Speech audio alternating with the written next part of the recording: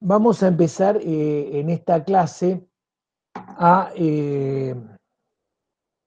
darles la devolución de los escritos de contestación de demanda que ustedes han hecho y que nos han enviado.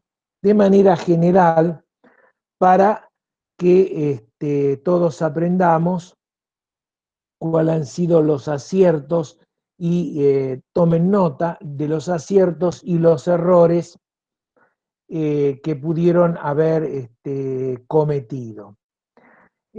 Por supuesto, esto es una crítica, no es de un abogado a la otra parte, simplemente cumple una función docente. Cuanto más, siempre yo digo que cuanto más nos equivocamos, más aprendemos y sabemos canalizar y aprovechar donde nos hemos equivocado para después corregirlo. Todos nos equivocamos, así que no lo tomen como algo personal ni nada por el estilo, lejos de eso, ¿no?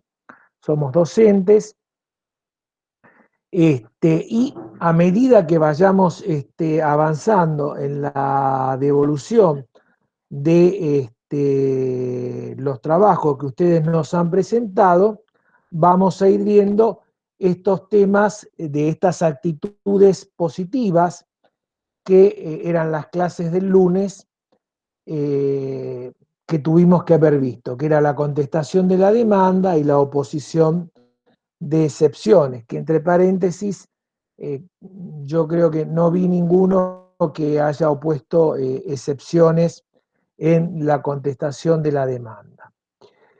Bueno, voy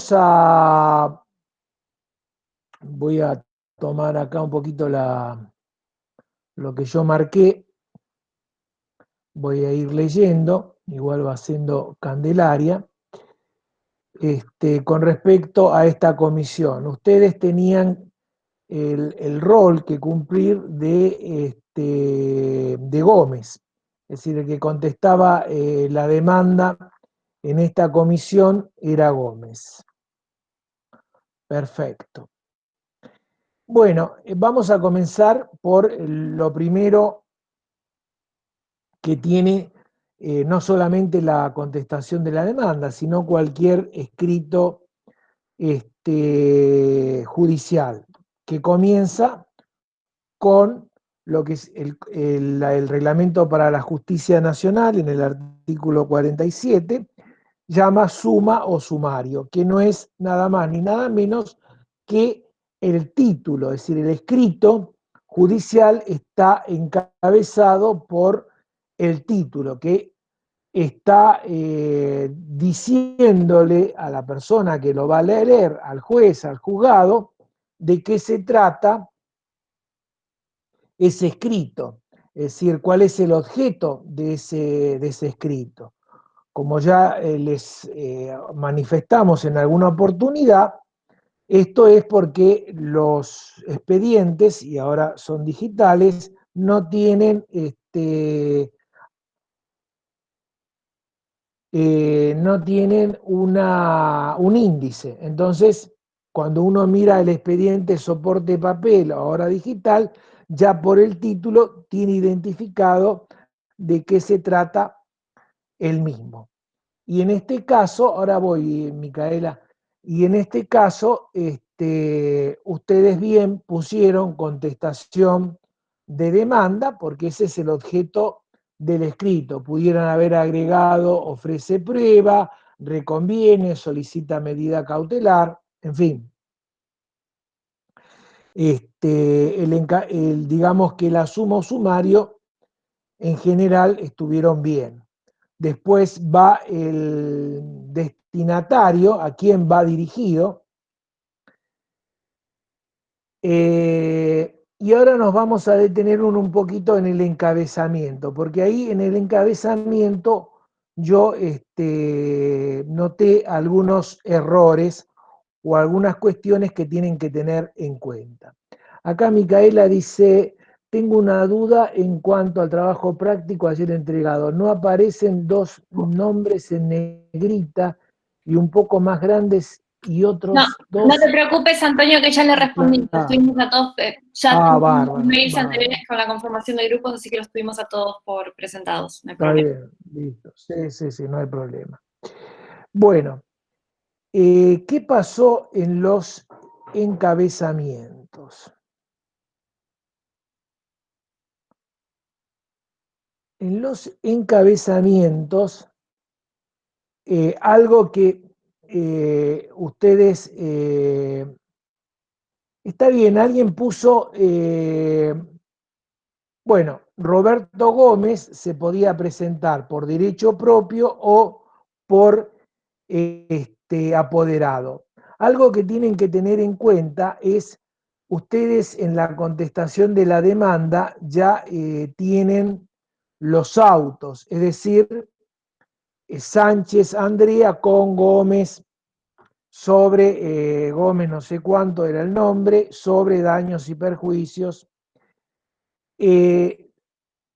Una gran mayoría escribió con autos Andrea Sánchez. Primero hay que poner el apellido seguido de una coma y luego el nombre. Así es como se caratulan los autos.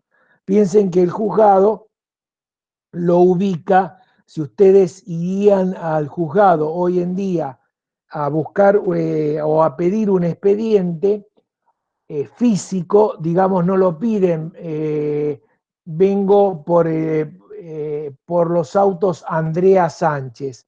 No, piden por Sánchez Andrea. Así es como debe caratularse y así está caratulado primero el apellido. Y está bien que coloquen el número de expediente porque facilita al juzgado para identificar el expediente. Bueno, eh,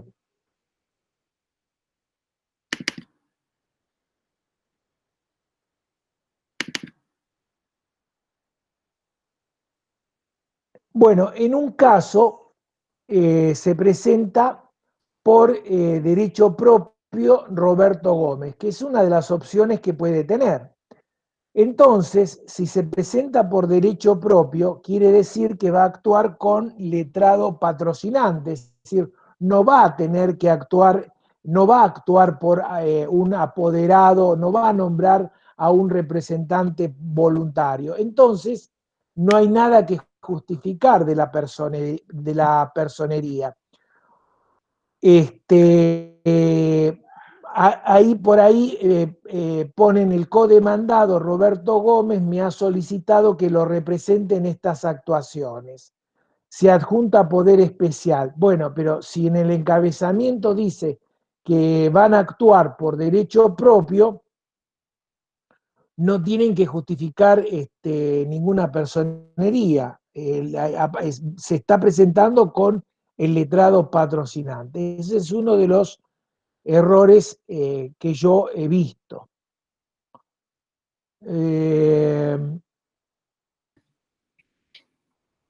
Ahí les voy mostrando, Antonio, mientras seguís Sí, hablando, un escrito de contestación de demanda puntualmente.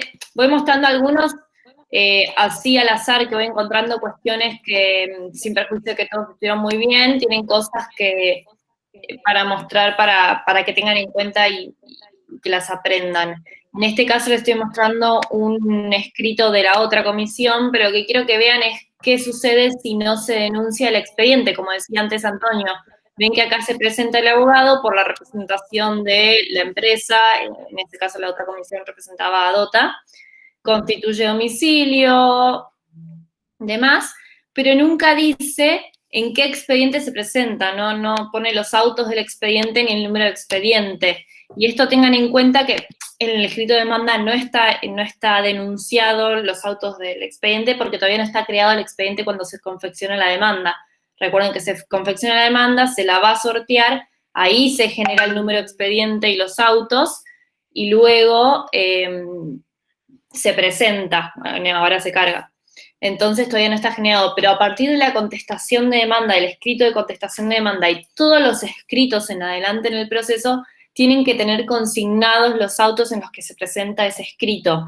Piensen, ahora igualmente se suben por sistema a ese expediente puntual, pero piensen que si no, normalmente se lo dejaba en mesa de entrada, la persona de mesa de entrada lo sella, lo recibe, y después no sabe a qué expediente agregar ese escrito. Así de importante es que esté en la presentación, uno diga en qué expediente se presenta, en calidad de qué, pero en qué expediente se presentan los autos con el número de expediente. Bueno, otra cosa que tienen que tener en cuenta también es quién se presenta. Está hablando, si actúa por derecho propio, Roberto Gómez. Él es el presentante. Y si está actuando por apoderado, el presentante es el abogado apoderado. Y escribir cuando hablan en primera persona del singular, porque a veces empiezan hablando como primera persona del singular y después pasan a hablar, a decir en la persona del plural, empiezan a decir, entonces hay que ser coherente en el escrito. Es decir, hay que tener en cuenta quién está hablando. El que está hablando es el presentante, ya sea el apoderado o, o Gómez, que actúa por derecho propio. Si Gómez está actuando por derecho propio, después no pueden escribir en el medio de la contestación mi cliente tal cosa. No, está hablando Gómez, porque está actuando por derecho propio. No está actuando por apoderado para decir mi cliente. Eso pasó mucho en esta comisión, porque exacto. tenían las dos formas de actuación posible, y si uno lee el escrito entero, si bien siempre en la práctica el que lo escribe es el abogado, depende la forma en la que se presente. Si se presenta por derecho propio y está hablando Gómez en primera persona, de repente en la mitad del escrito pasa mucho que cambian la persona o el número en que escriben y queda raro. Por eso son detalles, pero es importante que tenga una coherencia, una lógica, porque hace a la totalidad del escrito. Bueno, en el encabezamiento, por cierto, tienen que constituir el domicilio procesal, porque el Código Procesal no fue derogado en este aspecto, y también el domicilio electrónico. Pero cuidado, porque alguno me puso, constituyo domicilio procesal en la calle Aristóbulo del Valle de Bursaco, provincia de Buenos Aires. Eso no es correcto. El domicilio procesal, que es el domicilio físico, que no hay que ponerlo así en el escrito de contestación. Nosotros sabemos que es el físico para identificarlo de alguna manera y diferenciarlo del electrónico, que está constituido por el quill o quid del abogado. Es el domicilio, el procesal, el constituido es el domicilio procesal, es el estudio del abogado, tiene que ser dentro de la circunscripción del radio del juzgado. Y esta es una contestación de demanda que nosotros vamos a presentar en un juzgado de la capital federal. Entonces, no podíamos constituir el domicilio procesal en la provincia de Buenos Aires. Sí, el demandado puede tener el domicilio real en la provincia, pero el domicilio procesal, el físico, el estudio del abogado tiene que estar en el ámbito de donde se va a desarrollar el juicio. Con esto hay que tener también cuidado.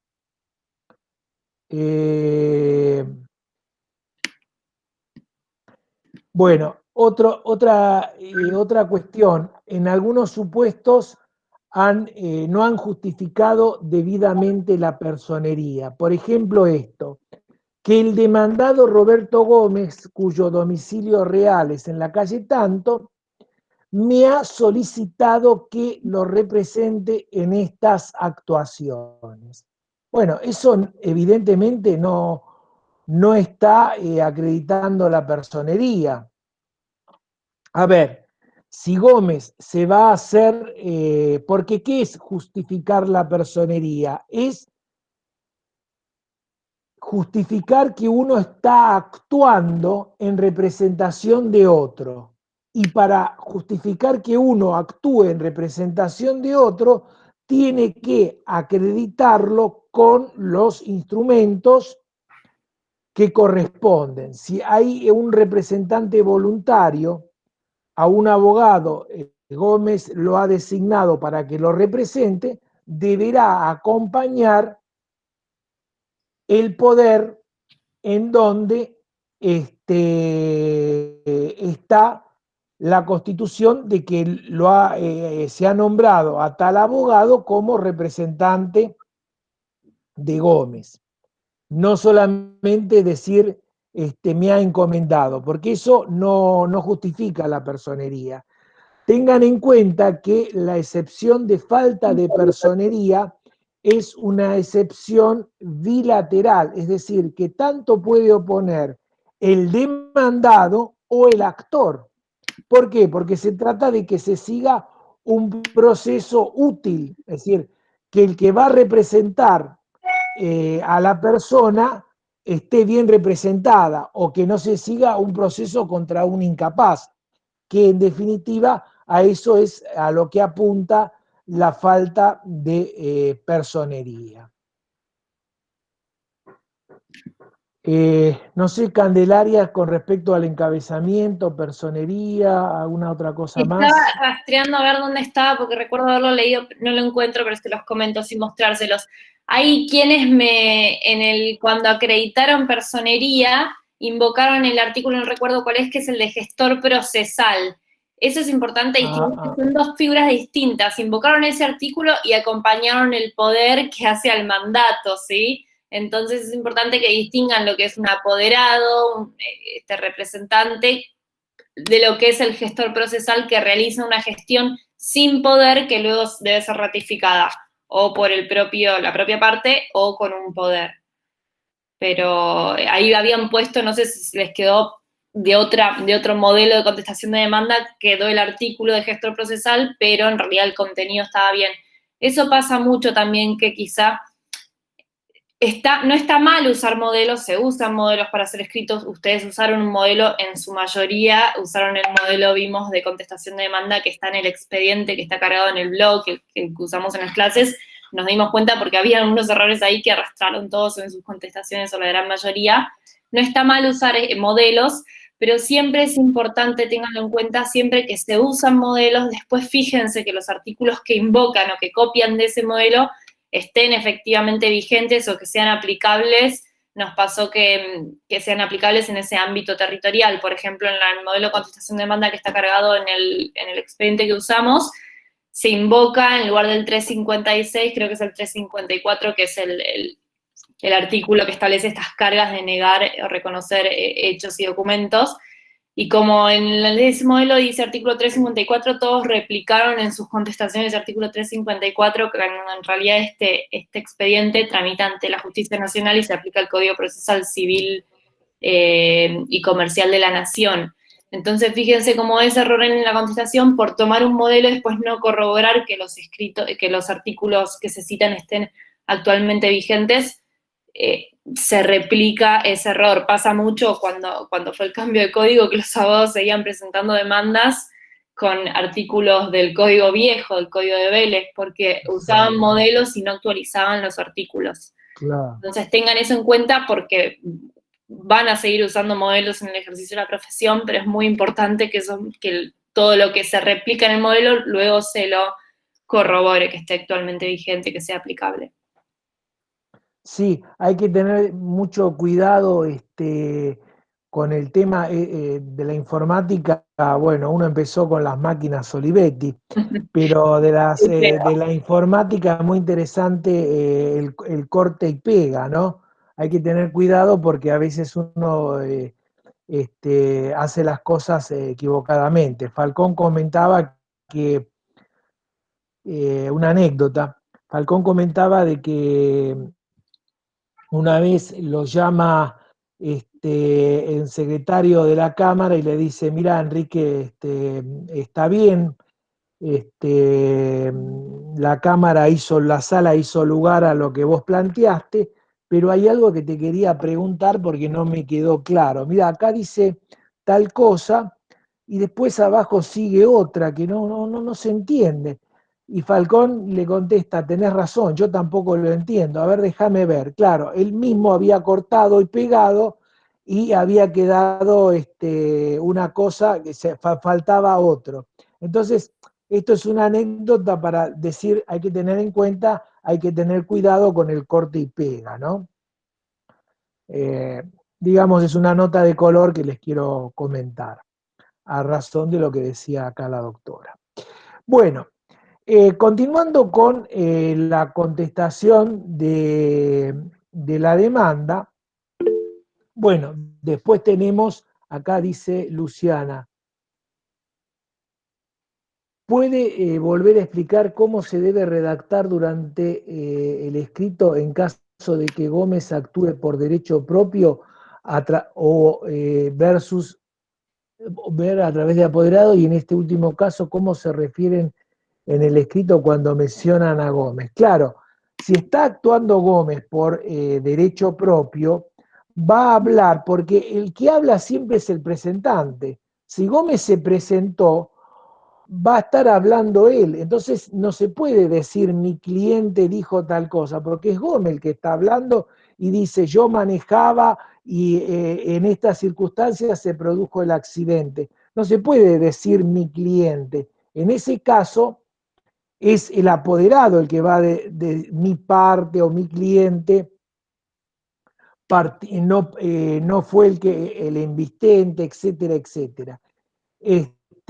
Hay que tener, siempre conviene hablar en la primera persona del singular. Siempre el que habla es el presentante. ¿Mm? Hay que tratar de... Antonio, sí. perdón, para que lo vean en la práctica cómo queda. En este caso se presenta directamente Roberto Gómez, bueno, acá no dice, pero por derecho propio, con domicilio en, se presenta, objeto, vengo por la presente a contestar, está hablando en primera persona del singular acá, vengo por la presente a contestar la demanda instalada en mi contra, en tal carácter solicito se me tenga por presentado, hasta acá vamos bien.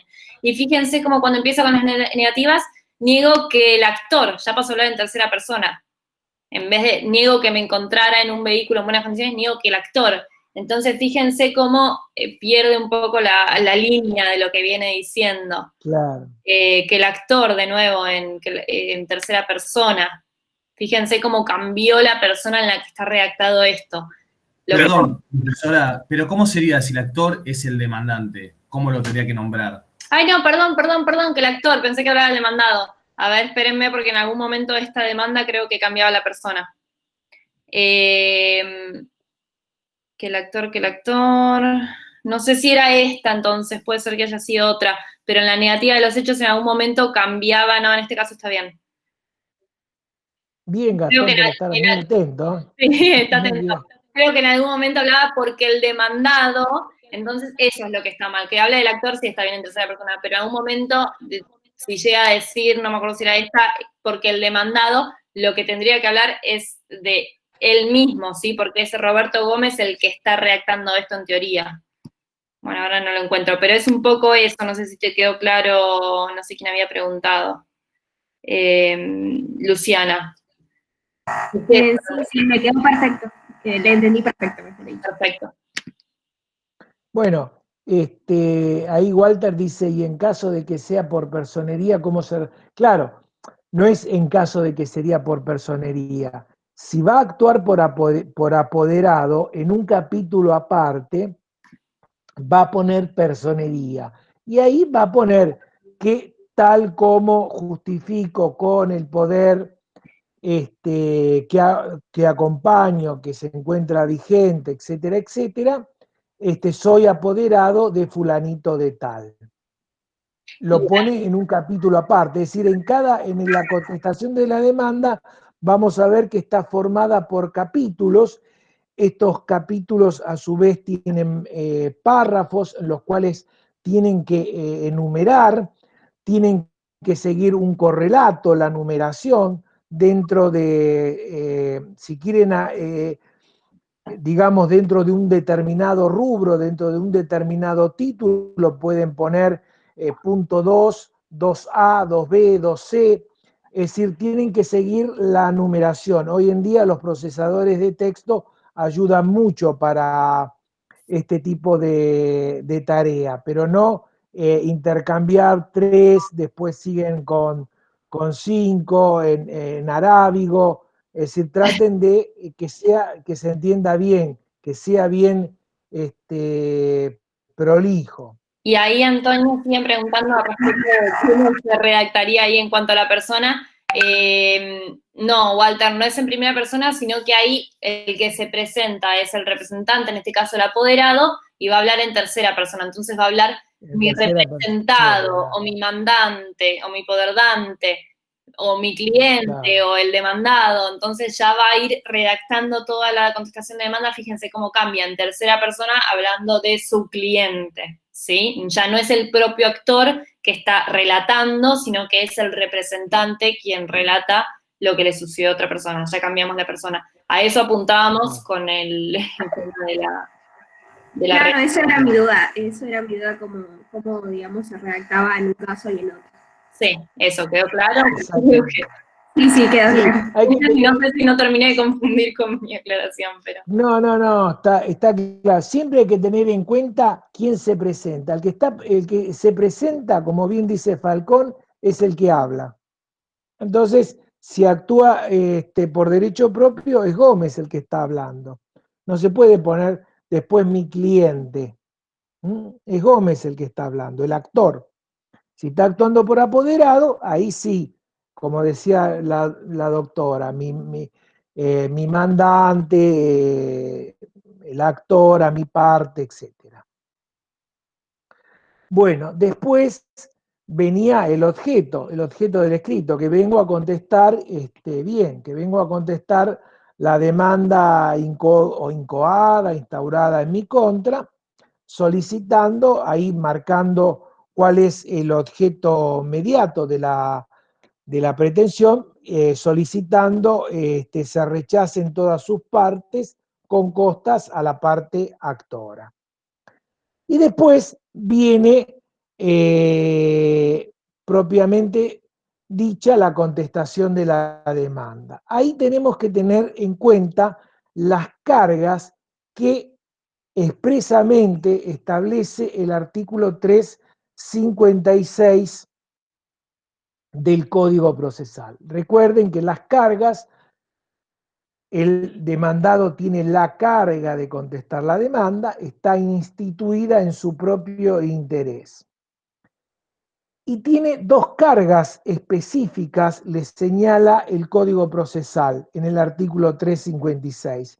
Tiene que reconocer o desconocer categóricamente cada uno de los hechos afirmados por el actor, debe expedirse sobre la autenticidad, la otra carga, sobre la autenticidad de los documentos que se le atribuyen o las cartas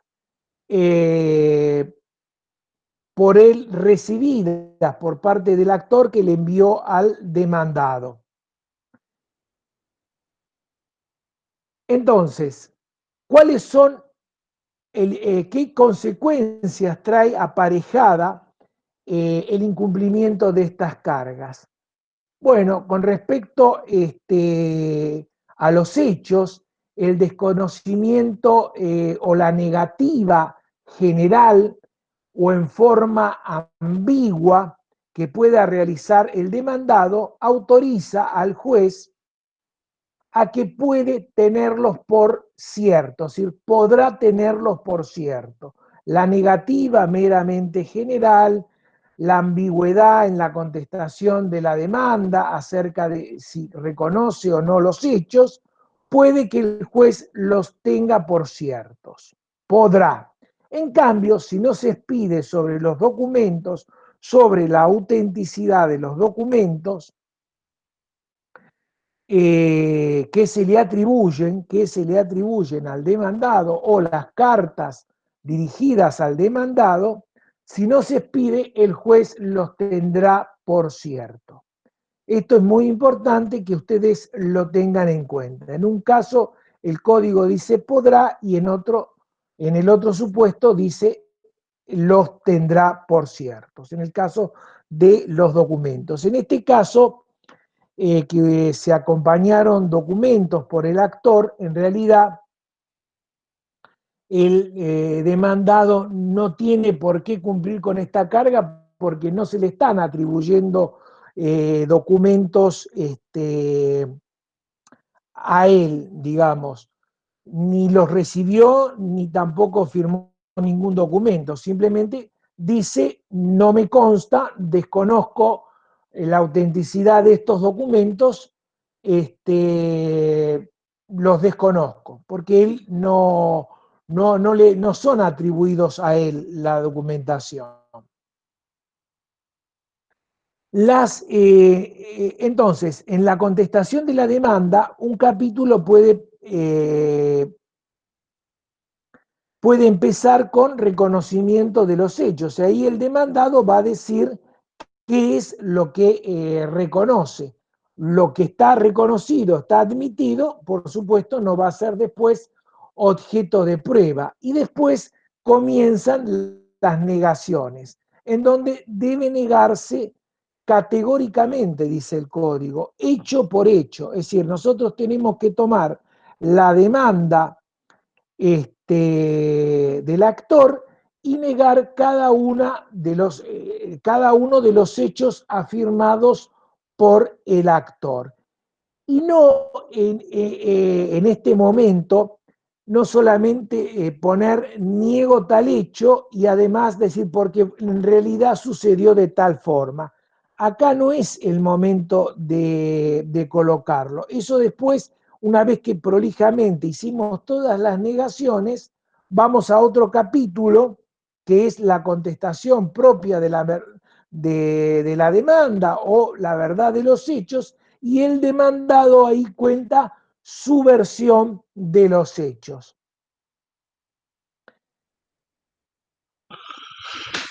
¿Le puedo hacer una consulta con respecto a la negación? Sí, cómo no. ¿Hace falta nombrar al actor en la negación o simplemente escribiendo la negación ya eso alcanza?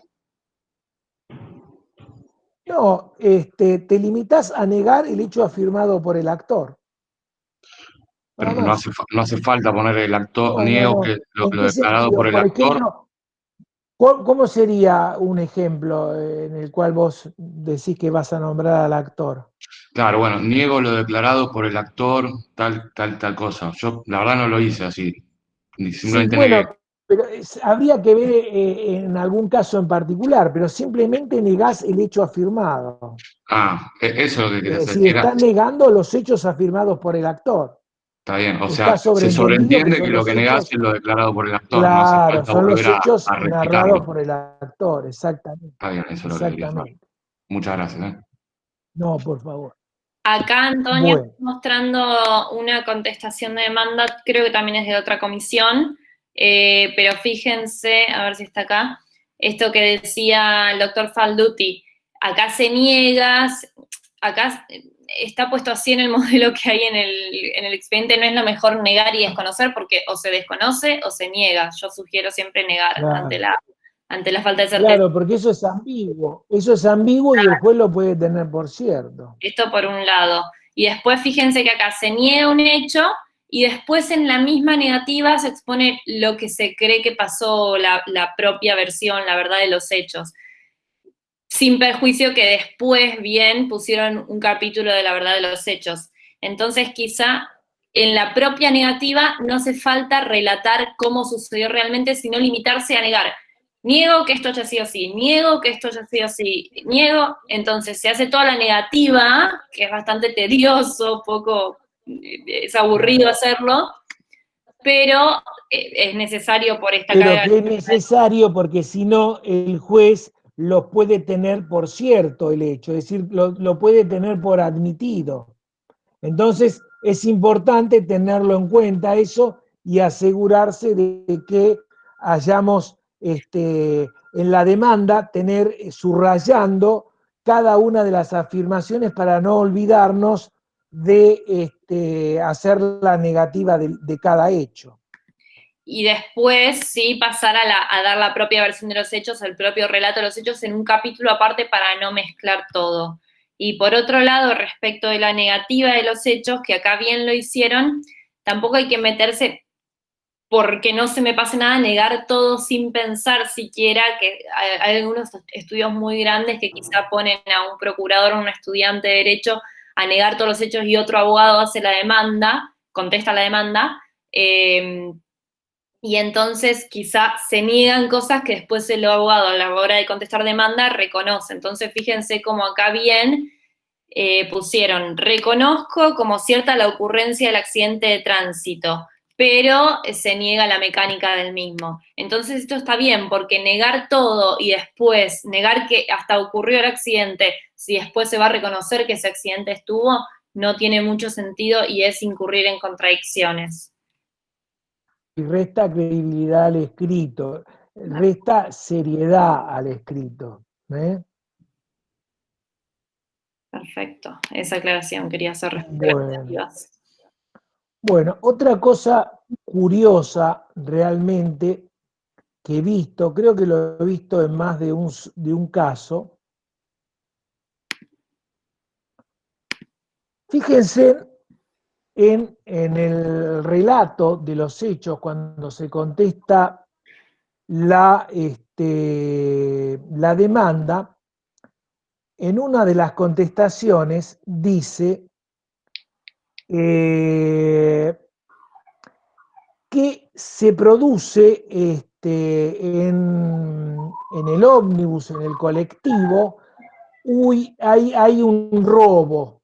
Aparentemente había algún carterista, y entonces dice, debido a ese percance y a los gritos de los pasajeros, en especial el de una pasajera de aproximadamente 60 años, la cual reclamaba al chofer a los gritos, la atención y concentración del señor Roberto Gómez se vio perturbada. Para después intentar con eso alegar un hecho fortuito que también lo tendrá que probar. ¿No parece conveniente decir que en la contestación de la demanda nosotros tengamos que decir que nuestro cliente su atención se vio perturbada por una cuestión que estaba pasando en el colectivo, una discusión de pasajeros? Porque en definitiva le estamos diciendo al juez que sí, que evidentemente Gómez no estaba prestando atención o no tenía la debida atención en el tránsito, se distrajo. Entonces, hay ciertas cosas que, si bien pudieron haber sucedido, son atendibles. El abogado, cuando está dialogando con su cliente, de acuerdo a las pruebas que va a tener que producir, de acuerdo a las pruebas que tiene, hay ciertas cosas que tiene que omitir necesariamente. No pareciera, si bien acá después lo llevaron para el caso fortuito, que eso también sería bastante discutible, no parece conveniente estar diciendo que nuestro defendido se distrajo, porque ahí, es decir, le estamos facilitando la tarea al actor. Es decir, hay que tener cuidado con eso. Otro que es también similar y que tienen que tenerlo en cuenta es esta afirmación.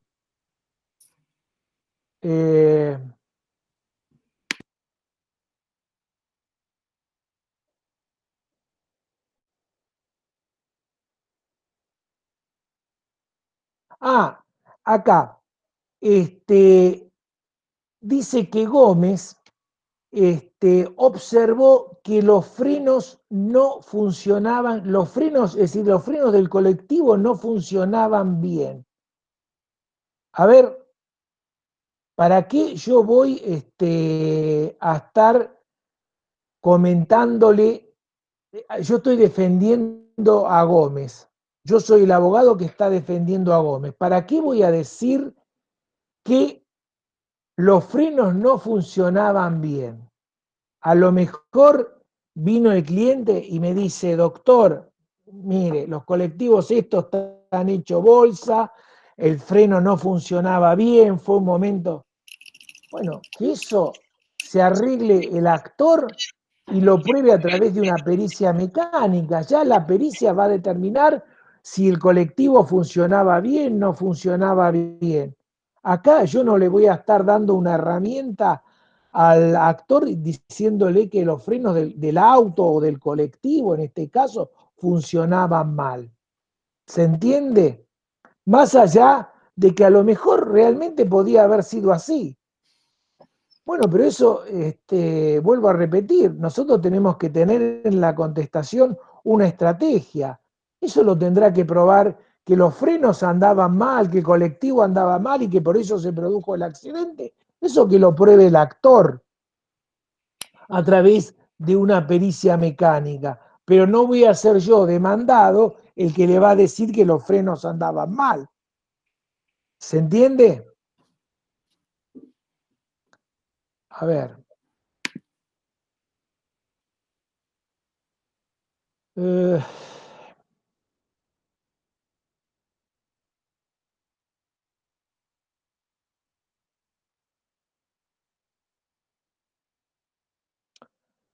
Bueno, acá en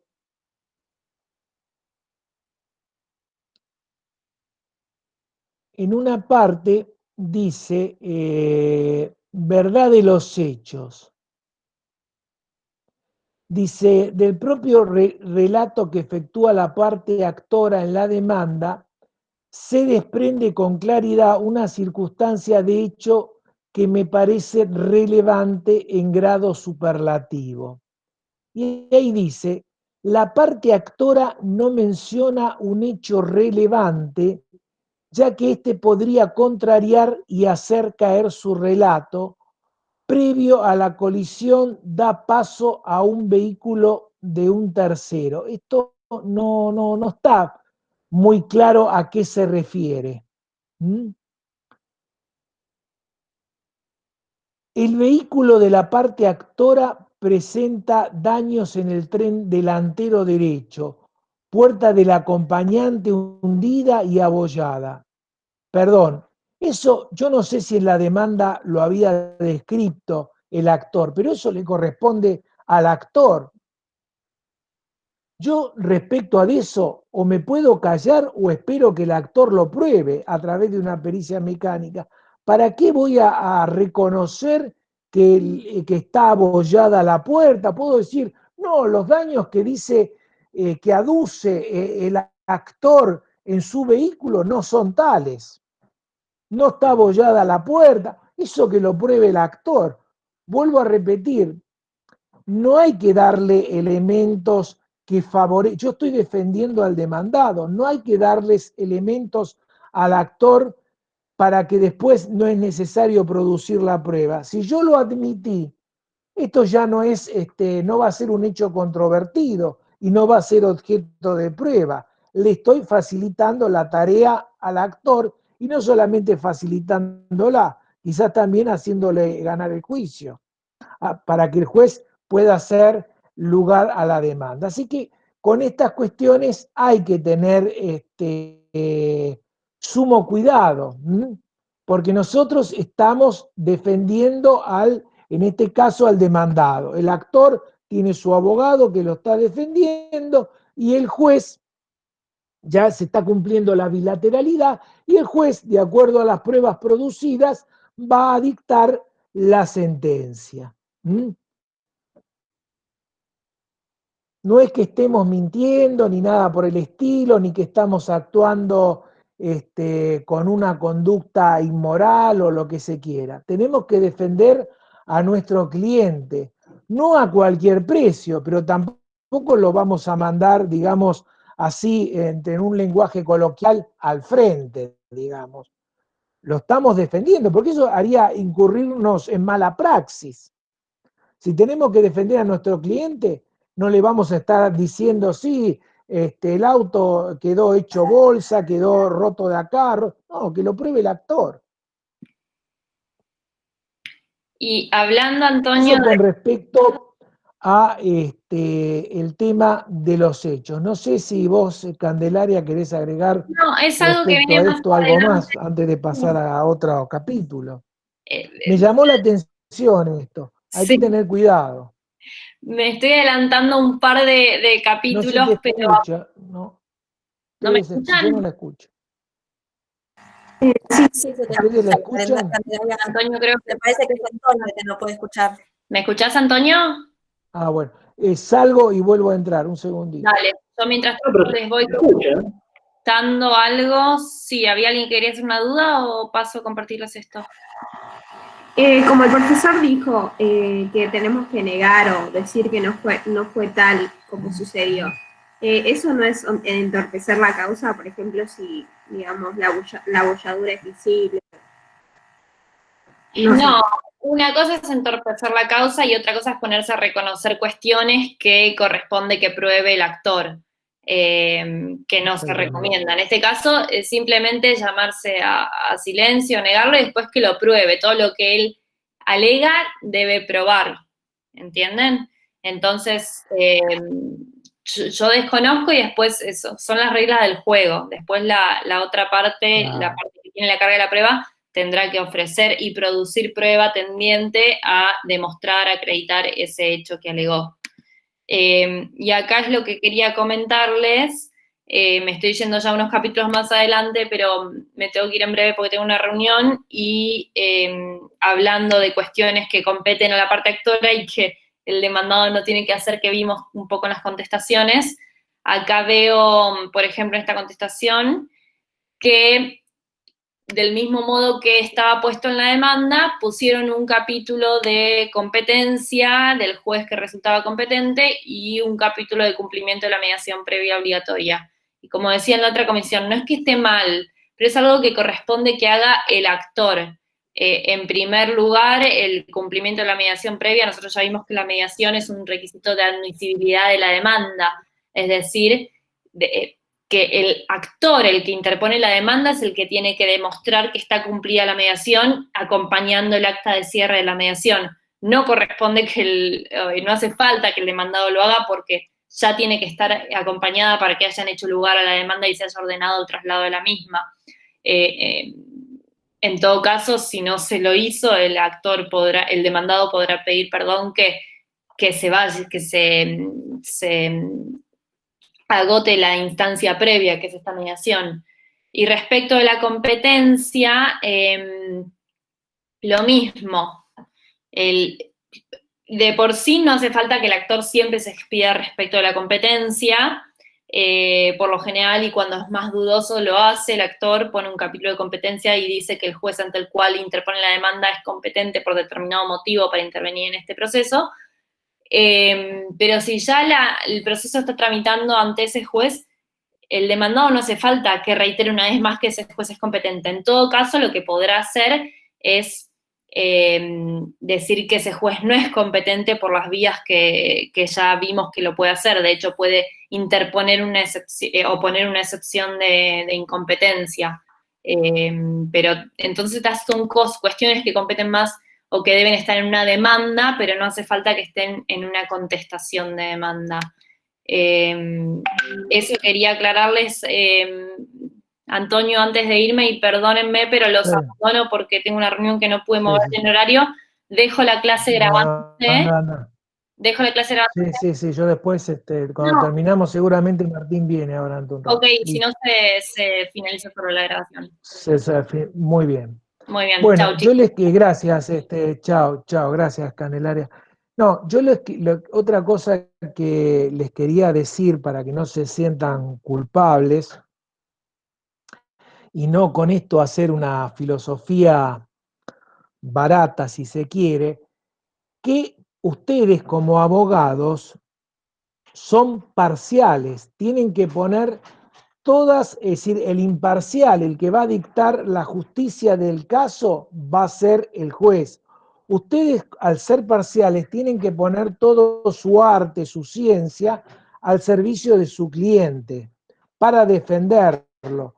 Si ustedes, yo no les digo que defiendan, esto sería también para un caso penal, que defiendan cualquier cosa a ultranza. No, digamos, uno puede aceptar o no el caso, pero piensen en el demandado que tiene un juicio que a lo mejor puede ser culpable del accidente. Cualquiera puede tener un accidente. Piensen en el perjuicio económico que puede llegar a tener. Y uno lo que va a tratar es de defenderlo para que por lo menos si tiene que pagar en este caso una indemnización, sea la menor posible. Es decir, por eso no hay que sentirse necesariamente culpable, porque si ustedes quieren resolver a través de su cliente, a ver cómo decirlo, no, usted es culpable, por eso no lo voy a defender. Bueno, tienen derecho a decir, bueno, usted manejaba de tal o cual manera.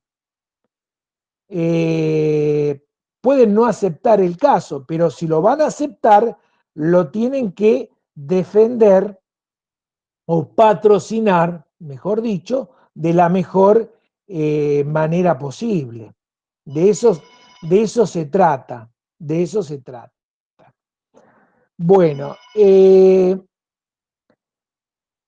otro tema, ya pasando a otro capítulo, recuerden también que tanto el actor como el demandado tienen otra carga muy importante,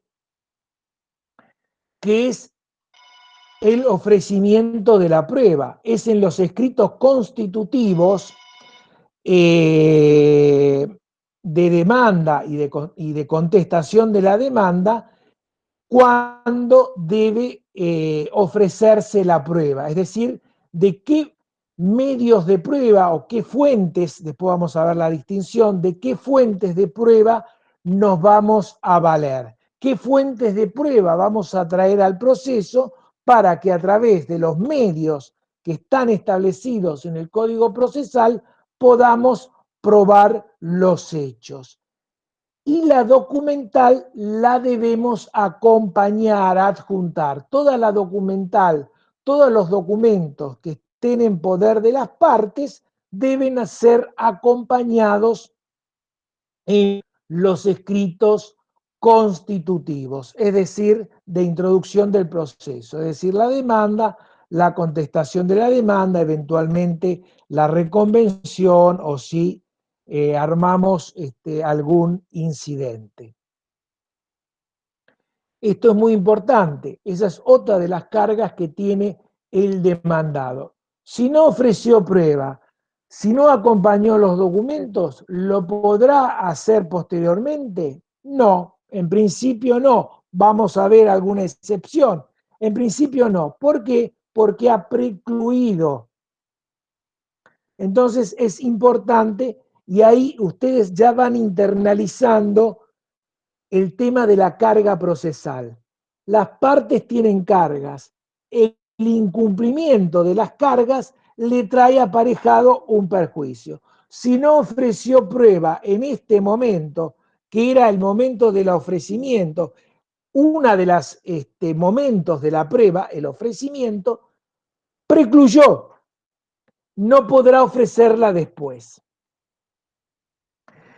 También el demandado puede, en este caso, iniciar un beneficio de litigar sin gasto. Simplemente en la contestación puede decir que ha iniciado por expediente tal, porque cuando fue a sortearlo, inició paralelamente el beneficio de litigar sin gasto, ha iniciado un beneficio de litigar sin gasto para que se tenga en cuenta. Pero en la misma contestación de la demanda no contesta el beneficio. Recuerden que el beneficio de litigar sin gasto va a tramitar por incidente, es decir, por un expediente separado.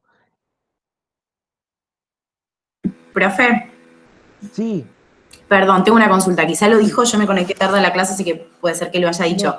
Pero en el caso de la demanda, que se puede modificar previo a ser notificada, la contestación de la demanda, Sí. en el caso de haber algún tipo de error, ¿puede también ser modificada?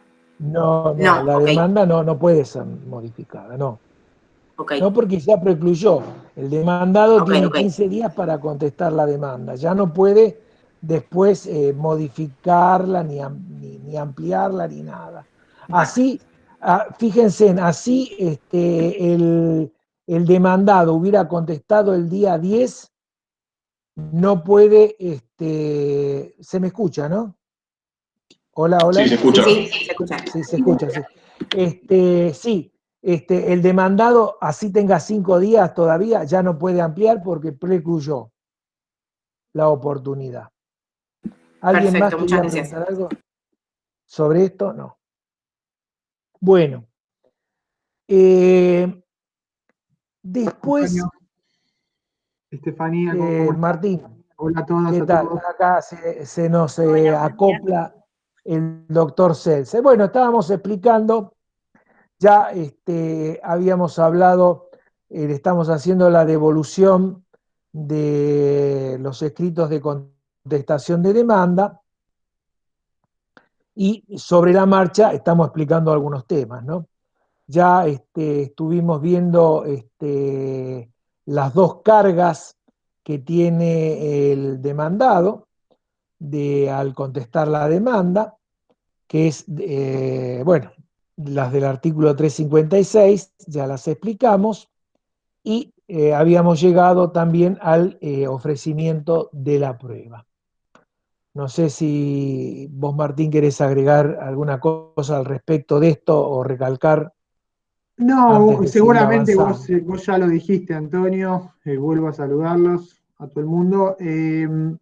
No, la idea de este trabajo era que justamente aprovechen esto del hacer, es decir, de colocarse en el rol del abogado demandado, del abogado del demandado, ¿no? Con todas las implicancias que ello tiene. El primero, un tema de índole casi diríamos práctico, que es que el demandado llega, generalmente no llega cuando faltan 15 días para responder la demanda, sino llega cuando faltan 10, cuando faltan 7. Como siempre decimos con Antonio, van viendo algunos abogados y después terminan decantándose por nosotros, supongamos, o por cada uno de ustedes. Bueno, a partir de ahí se ponen manos a la obra y a trabajar. ¿Eso qué quiere decir? Que tienen muy pocos días para ver qué es lo que hay que hacer.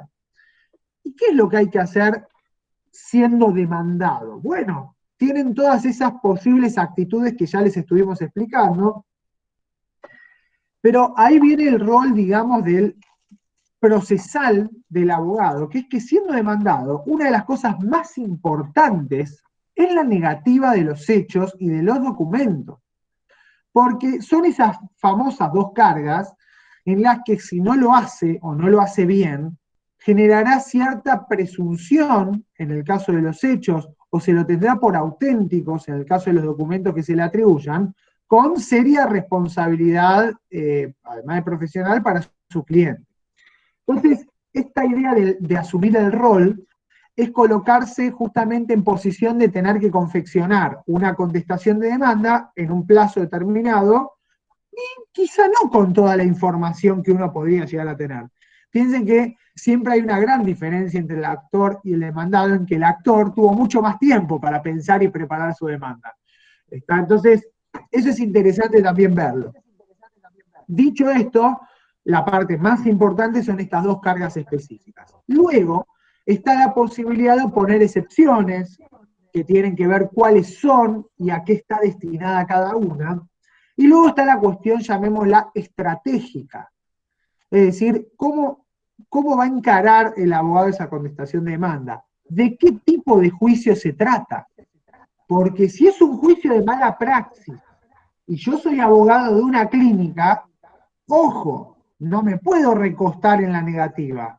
Ahí va a haber una cuestión con la carga de la prueba, voy a tener que hacer las cosas de una manera diferente.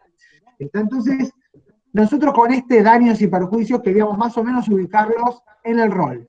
Y que ustedes tengan que hacer y no solo escuchar o resolver algún trabajo práctico. Espero que, obviamente, les haya sido útil.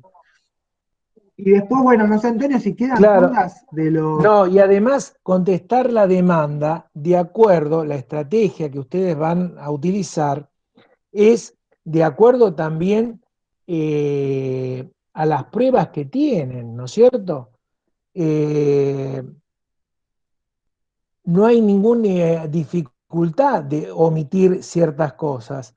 Que lo pruebe el actor. Yo les decía, Martín, porque en alguna demanda, en alguna contestación, habían puesto cuáles eran los daños que había sufrido el otro vehículo, o que el colectivo no le funcionó los frenos. Bueno, si no le funcionó los frenos, se lo dijo a su abogado. Ustedes lo dejaremos que el actor pruebe que los frenos no andaban bien y que ese colectivo estaba hecho bolsa a través de una pericia mecánica, pero nosotros nos vamos a exponer a nuestro cliente y facilitarle al actor la prueba. Acá no hay ninguna inmoralidad. Al contrario, sería inmoral defenderlo de esa forma a nuestro cliente. Exactamente. Sería mala praxis. Es muy importante porque muchas veces nos pasa que nos dicen, no, bueno, la verdad, no puedo rebatir esa demanda. Bueno, pero fíjense la cantidad de aspectos que hay. No es solo que sea cierto lo que dice, sino que también sean justos los daños. Uno puede ser responsable de un accidente, es decir, tener culpa, ser responsable objetivo, pero no que lo condenen a pagar 200 millones de dólares. Claro, si es condenado, si no hay vuelta atrás, por lo menos vamos a tratar de conseguir que una indemnización lo más justa posible. Digamos, para hacer un paralelo con el abogado penalista. Es culpable, pero en lugar de darle 20 años, tratemos que le den 5, 10. Claro. Y estas son cosas que para los cuales generalmente la facultad uno no lo entrena. Es decir, van a tener el práctico un poco, ahí van a verlo, sí, realmente, pero esta posición que hay que asumir como abogado, y no es eso que a veces escuchamos en la tele, de decir, bueno, pero el cliente tiene derecho a defenderse, entonces yo lo defiendo. No se trata de invocar cualquier cosa, ni de defender de cualquier manera. Nosotros no estamos explicando eso para nada, por eso damos las herramientas jurídicas procesales y de fondo incluso. Se trata de que quien debe resolver es el juez. Y uno en el marco... Es decir, la imparcialidad la tiene que tener el juez. Los abogados somos parciales, y justamente del abogado que está defendiendo al actor, el abogado que está defendiendo al demandado, el juez es el que va a hacer la justicia de acuerdo a las pruebas producidas. Es decir, ahí se va a dar este juego. Ese es el rol. Si no, no estaríamos cumpliendo nuestro rol. ¿Está? Eso es importante, por eso nosotros hacemos este trabajo, para que ustedes dimensionen esto de asumir el rol de abogado de alguien. ¿Está? Claro. Bien. Nadie está obligado a aceptar un caso que no quiere llevar. Además eso. Sí, además eso. Bueno, ni les cuento temas que son bastante más polémicos, a veces en materia de familia, cuando viene un cliente que lo acusan de abuso, lo acusan de violencia. Bueno, hay que digamos, plantarse ante esa situación y saber con qué elementos uno cuenta. Opción del abogado, no aceptar el caso. Si lo acepta, defender a su cliente. José Antonio, ¿tienen alguna duda hasta ahora? Porque a partir de ahora, nosotros vamos a pasar a partir de ahora no, a partir del lunes, vamos a pasar a otra etapa del proceso. Si no saben etapa introductoria, lo que viene no lo van a entender. o le va a costar mucho entenderlo. Entonces, vemos a veces que hay pocas preguntas y nos asusta porque deberían haber preguntas, porque no son temas fáciles. Nosotros no dudamos que ustedes lo entiendan, pero a veces con alguna preguntita se dispara alguna cuestión que no estaba clara, entonces es importante plantearlo acá también. Claro, ninguno puso ninguna excepción, por ejemplo. Claro. Eso llama la atención. Obviamente no entendieron el tema de las excepciones.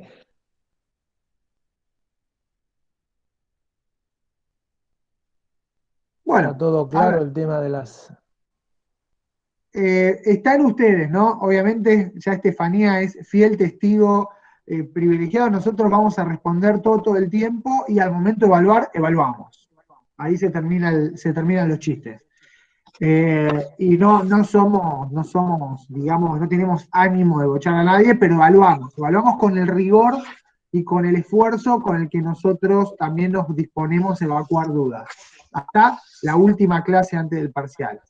Bueno, entonces, ¿dónde estamos parados ahora? Estamos parados en una etapa del proceso en donde contestamos demanda y de acuerdo a lo que surja de la contestación de demanda, el juez va a correr o no traslado al actor. ¿De qué va a correr traslado? ¿De la contestación de demanda? No. Esta respuesta es no y la graban. ¿Se corre traslado de la contestación de demanda? No. Es la respuesta. ¿De qué se corre traslado? Bueno, hay de varias cosas que se corre traslado. Por ejemplo, artículo 358, de los documentos que se acompañan a la demanda. Si hay reconvención, de la reconvención. Si hay puntos de pericia, que eso lo vamos a ver más adelante, no se preocupen, de los puntos de pericia. Si hay, ¿qué me estoy olvidando, Antonio? Si hay excepciones, de las excepciones. Claro. ¿Está? De eso sí se corre porque traslado. alguien puso que se corra traslado de las oposiciones. ¿Y cuáles son las oposiciones? No había ninguna oposición en ese escrito, por eso. Es lo que está diciendo el doctor. Gracias, Estefanía. Ahí está. El 358 es el que dice el traslado de los documentos. Pero de la contestación de demanda no se corre traslado. Lo que va a tener el actor como cargo o facultad, está prevista en el 334, es ofrecer prueba sobre hechos que él no hubiera considerado en la demanda y que hubiera invocado el demandado. Pero es solo un ofrecimiento de prueba tendiente a desvirtuar determinados hechos que invocó el demandado en su contestación de demanda y que no había invocado el actor en su demanda. No es una contestación de la contestación. Se dice que en nuestro sistema se derogaron las dúplicas y las réplicas. ¿Está? Eso es dentro del quinto día, lo que estoy explicando, de notificado por nota de que es la resolución que tiene por contestada la demanda. ¿Está? Sí, se entendió. Hay un compañero que puso una pregunta, creo. ¿Cómo, Luciana? Que sí se entendió, digo que justo una compañera puso una pregunta. No sé si la vio. Bien. Ahí está, Patricia. A ver, Antonio. Sí, no, el tema de la prescripción, sí, podrían haber opuesto la excepción. Recuerden que el hecho de que a veces puede ser la excepción, puede tramitar como de puro derecho, como la falta de legitimación pueda ser o no manifiesta. ¿Qué quiere decir esto? Que no habría que contentarse por el principio de eventualidad, contentarse solamente con interponer la prescripción, porque a lo mejor el juez considera que no procede la prescripción. Hay que ir a ver los plazos que establece el Código Civil, y en ese caso tienen que contestar por el hipotético caso de que no prospere la excepción, tienen que contestar la demanda. Principio de eventualidad, porque después no podemos esperar que primero resuelva si hace o no lugar a la prescripción y después y después contestar la demanda, porque ya va a haber recluido. Después hay una acá, el allanamiento. ¿Se corre traslado al demandado directo que realiza el escrito al juez? Bueno, el tema del allanamiento, ¿qué es el allanamiento? El allanamiento es el sometimiento que hace el demandado a la pretensión del actor. Si no está en juego el orden público, el juez, si se allana, es un principio dispositivo, el juez es el lugar al allanamiento.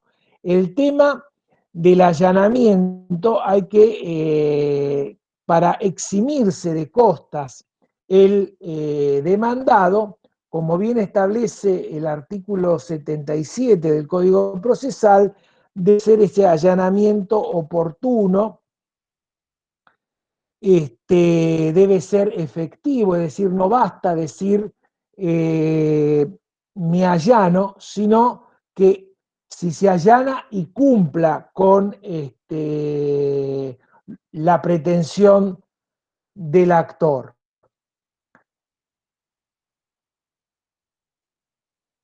Yo, perdón, Bueno. Antonio, agrego una cosita nada más. Sí. Del allanamiento no está regulado el traslado como trámite específico, Exacto, pero sí exacto. se corre traslado Pero al actor. se puede correr. Sí se corre para que el actor se pronuncie sobre el allanamiento. Pero como muy bien dice Patricia, y esto es muy importante que lo sepan, y por eso muchos no consideran el allanamiento un modo anormal de terminar el proceso. El allanamiento, como tal, no culmina el proceso, lo culmina la sentencia. Que puede revestir, después veremos qué tipos de carácter, puede ser definitiva, Claro, puede ser interlocutoria, pero después del allanamiento se pronuncia el juez en una sentencia, ¿está? Previo traslado al actor. Sí se debe correr para mí traslado al actor, no está regulado, sí, pero la mayoría de los juzgados corren traslado del allanamiento, ¿está? Sí, la mayoría. Acá Alexander dice, en cuanto al domicilio procesal, quiere decir que si el demandado tiene su domicilio, el demandado fuera de la circunscripción o zona del tribunal por ante el cual se interpuso la demanda, necesariamente debe buscar un abogado que tenga un estudio dentro de la misma circunscripción del tribunal. Si el abogado que tiene o conoce tiene su estudio en la misma provincia en que vive, ¿no puede representarlo o asistirlo en el caso o cómo haría? Sí, claro. El demandado puede tener el domicilio real fuera de la circunscripción, pero el domicilio procesal, el que sigue estando regulado en el Código Procesal, junto con el electrónico que establecieron las acordadas de la Corte, que deben constituirse en el escrito de contestación de la demanda como en el escrito de demanda. Sí, el abogado tiene que ser un abogado de la matrícula de la capital federal. Claro. El abogado puede ser conocido y puede ejercer en provincia y en capital. Yo creo que Alexander era de Venezuela, me gustaría, si sabés, Alexander, sí, qué ocurre allá en Venezuela si un abogado de un estado o de una provincia puede litigar. Acá no, acá uno tiene que estar autorizado por la matrícula de cada provincia, ¿está? Es decir, yo no puedo litigar en Córdoba si no tengo matrícula de Córdoba. No sí, puedo litigar en la provincia de Buenos Aires si no tengo matrícula en la provincia de Buenos Aires. Y luego, con respecto al juicio en particular, en lo que decía Antonio, hay que constituir domicilio en el distrito correspondiente. Lo que pasa con eso es que hoy en día eso es electrónico, entonces, es al efecto del juicio, ¿está? Decime, Alexander. Sí, profe, que efectivamente soy de Venezuela. Sí, por eso me acordaba. Y allá en Venezuela es así, o sea, yo, por ejemplo, soy abogado y estoy inscrito en el colegio de abogados del estado de donde yo soy, pero eso no me limita a que no pueda de pronto ejercer en algún otro estado. Por eso generó la duda. Mirá vos, bueno, viste cómo esas son regulaciones que cada país lo tiene, viste, claro. De hecho, es lo que te explicaba el otro día con respecto a los códigos procesales. En México, vos tenés un código procesal federal y leyes sustanciales de cada estado, o sea que es diferente, ¿no? Cada país. Así que bueno, es interesante también recabar información de otros lugares. Bien, respecto de la contestación... Sí, no, estaba por comentar un caso, fíjense que en una mediación que, por ejemplo, tienen que ir a provincia y tiene que ir un abogado matriculado en provincia. Les digo porque yo una vez fui a una mediación y los colegas, si bien mi papel iba por la administración, en realidad el problema, la administración había sido citada, pero en realidad el problema estaba entre un consorcista y entre dos consorcistas. Y bueno, y cuando yo entrego la credencial, me dice el mediador, pero usted no está matriculado en provincia. Bueno, pero los colegas aceptaron y no tuvieron problema porque mi intervención era muy, muy secundaria, digamos. Pero claro, hay que estar matriculada en provincia, lógico. A ver, ahí pregunta Joana, ¿podés estar matriculado en los dos y ejercer en los dos? Sí, claro, yo de hecho lo estoy. Claro. Yo de hecho lo estoy, tenés que tener domicilio en provincia y en capital, pero sí, yo ejerzo en ambos distritos. Jessica, respecto de la contestación entonces de lo que se corre traslado de la resolución que tiene por contestada la demanda, no. Jessica, no. La respuesta es no bajo ningún punto de vista, Jessica, no. A recordar de lo que se corre traslado es de todas esas cosas que estuve explicando antes, no de la contestación de demanda. ¿Está? Esa respuesta tiene que ser... Lo que pasa es que se debe confundir con el auto, téngase por contestada la demanda. Claro, eso es lo que dice el juez cuando uno contesta la demanda. Pero no es que se corra traslado de la contestación de la demanda. No. O sea, ¿qué quiere decir que no se corre traslado? Que en verdad el actor no va a contestar la contestación. Claro. ¿Ah? Eso es lo que quiere decir que no se corre traslado. No se contesta la contestación. Sí se contesta documentos, reconvención, excepciones, punto de pericia y, bueno, no sé si me estoy olvidando algo, creo que no. Pero puntualmente de esas cosas no se contesta traslado de la contestación de demanda. El allanamiento, entonces... Perdón. El allanamiento, como expliqué, ¿lo agregamos? No está previsto el traslado, pero sí consideramos que debe corrérselo y en la práctica siempre se corre traslado.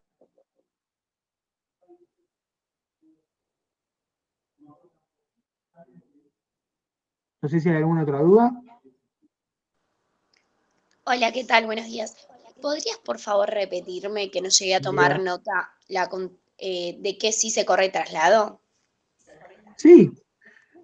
Artículo 358, documentos. 1. Porque, perdón, pero es por una cuestión de lógica. ¿Por qué documentos? Y bueno, porque el actor también tiene la carga de expedirse sobre la autenticidad de los documentos, por una cuestión de lógica. Ahí está lo que dice Pablo. La otra lógica. Ahí lo dice Pablo. Muy bien, Pablo.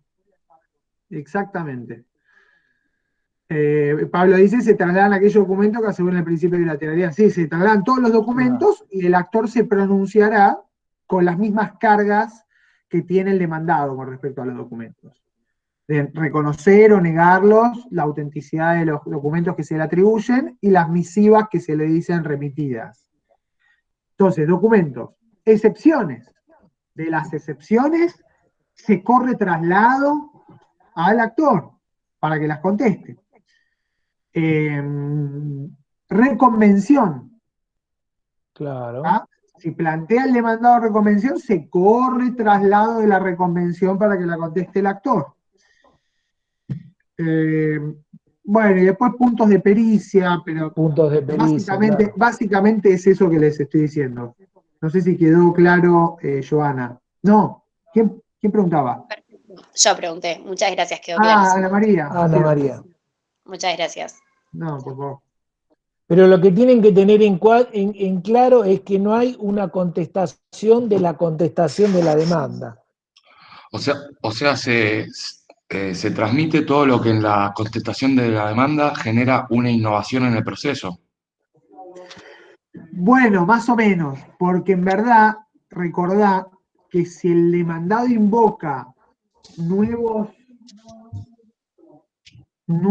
hechos en los cuales